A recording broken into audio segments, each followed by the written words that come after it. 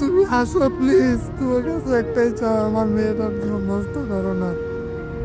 আমি তোমার জন্য আমার বাবা মাকে ছেড়ে দিব, তোমাকে নিয়ে অনেক দূরে কোথাও চলে যাব। কিছু পুরুষ আছে সময় থাকতে বউকে মূল্য দেয় না, বউটাকে সে সবসময় অপমান, অপদস্থ, অবহেলা, কোনো কেয়ারই করে না, সবসময় মানসিক যন্ত্রণার মধ্যে রাখে। যখন বউ চইলা যা তখন সে বউয়ের মূল্যটা বুঝতে পারে। এর আগ পর্যন্ত সে মনে করে বউকে কিসের জন্য ভালোবাসতে হইব, কেয়ার করতে হইব, মানসিক শান্তি দিতে হইব।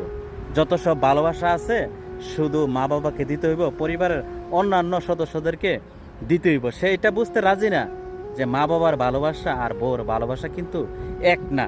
মা বাবার ভালোবাসা মা বাবাকে দিতে হইব, আর বউর ভালোবাসা বউকে দিতে হইব। এখন কেন কান্না করতেছেন, বউকে অনুরোধ করতেছেন যে তুমি ফিরে আসো, আমি যা করছি ভুল করছি, প্রয়োজনে আমার মা বাবাকে ছেড়ে দেব, তারপর তোমাকে নিয়ে আমি সংসার করব।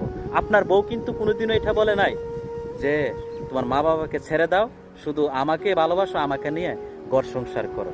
প্রত্যেকটা নারী তার স্বামীর কাছ থেকে অফুরন্ত ভালোবাসা চায়, কেয়ার চায়, শুধু মানসিক শান্তি চায়। এইটা পাইলে কোনো নারী কোনো পুরুষের সংসার ছাইরা কোনোদিনও যাইব না। এগুলার একটাও যদি স্বামীর কাছ থেকে না পায়, কেয়ারিং, মানসিক শান্তি, তাহলে কোনো নারী কোনো পুরুষের সংসারে কোনোদিনও থাকবে না।